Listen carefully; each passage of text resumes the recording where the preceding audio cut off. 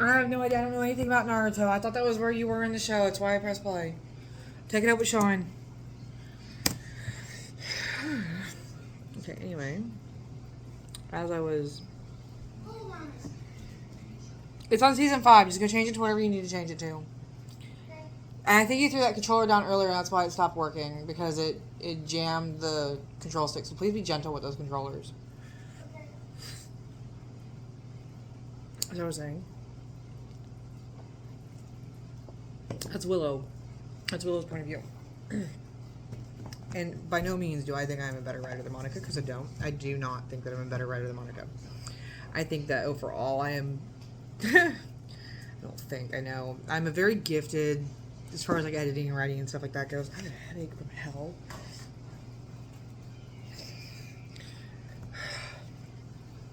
Yeah, it's patchy. Laugh it up. Shut up, Sheila. I did what I could. I would get tired of the blonde.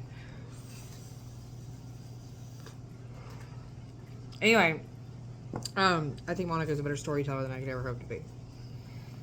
Like I said, she pumped these 2 books out out of fucking nowhere, right?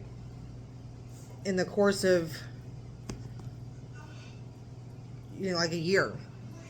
I've been working on Oblivion for going on 16 years, 17 years.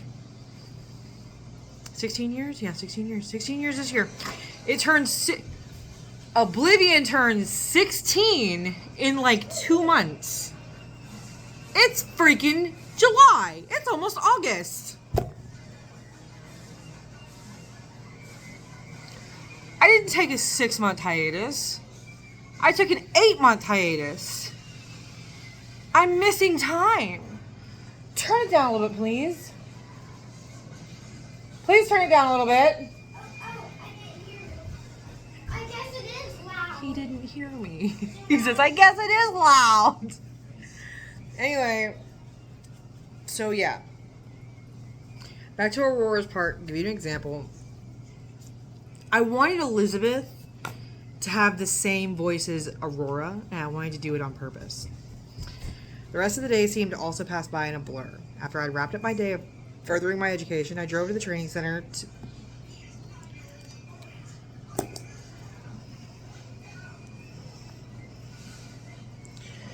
to meet up with Willow and Grace for our daily afternoon workout. What's funny about Willow's name, if you know, you know. My name, when translated very incorrectly, means sad tree.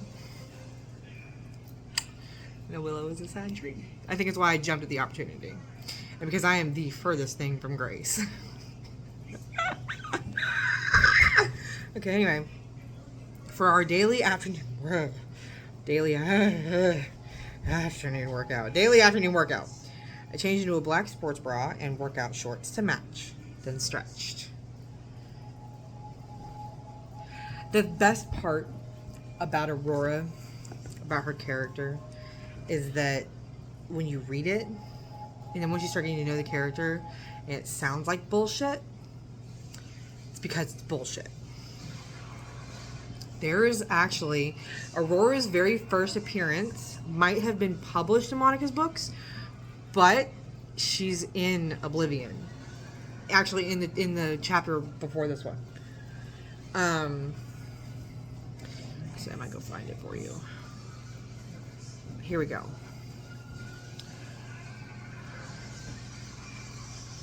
Alright, so that's like Monica's writing. Between Willow and even, so you got Aurora, that's totally Monica's point of view. And then Willow is, I restructured, Monica's writing to have a different voice. Monica started this, and this is the cutest thing in the world when she tries to echo, when she tries to write from Solomon's point of view, because it's so cute. I love it so much.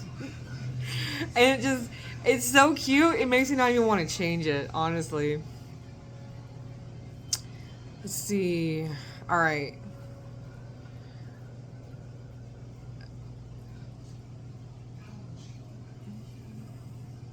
Once we were settled in, okay, quick side note. Thank you, Josh. Not Josh. Josh, who the fuck is Josh? Sean, thank you, Sean, for making me realize that it is perfectly okay for authors to write in as it's happening if they're writing fiction. And not in past tense. I write everything in past tense because it happened. I don't write it as it's happening. Monica writes it as it's happening. So when she writes her... Because I had to learn how to write... I say learn. I had to get used to writing...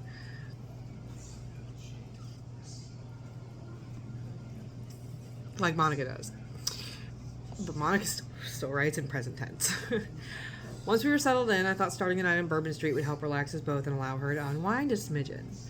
Alright, pause real quick. In Oblivion, this, like I said, this is from Monica's point of view. I haven't rewritten this yet. When it gets rewritten, it'll add another at least 2,000-3,000 words to it. So that's how it goes. I'll give her about a half a page of plot notes, and then she'll turn it into, like, she'll give it sentence and paragraph structure, because it's easy for me to create paragraphs and sentences is not, it doesn't come as easily to me because there's such an infinite way to do it, you know. Like, yeah, it's like there's infinite starting points on a circle, right? That's how it is for me to write structuring. But if she goes ahead and writes it in kind of like a writing prompt, if I give her a journal prompt and then she takes that half paragraph, turns it into a page and a half or 2 pages, you know, I can go back in and I can turn that into a chapter. I could turn that into, you know, a dozen pages. Easy. I had one, I gave her like 6 lines one time. She turned it into like 2 pages, and then I turned it into like 20 pages.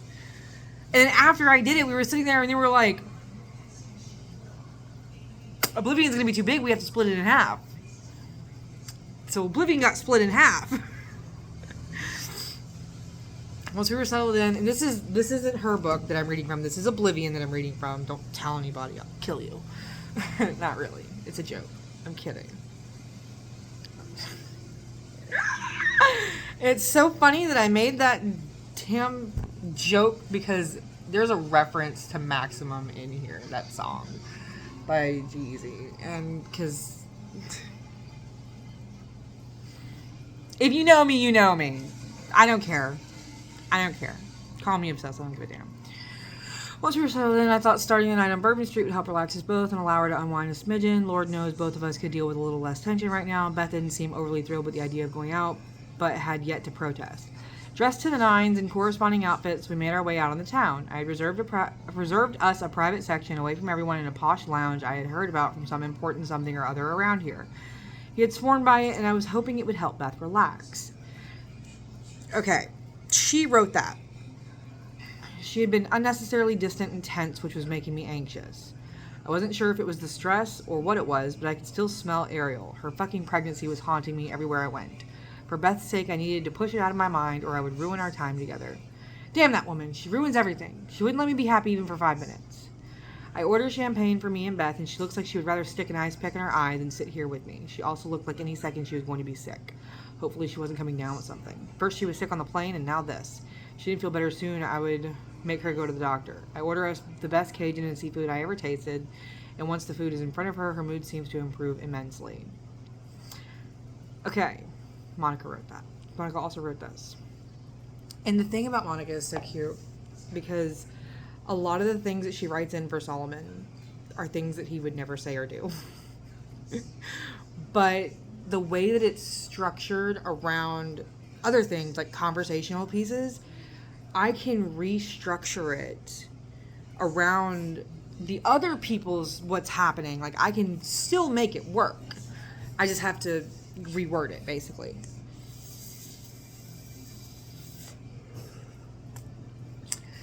As I go to ask if she was feeling better, the scent of wet dog and pomegranates assaulted my sinus cavity.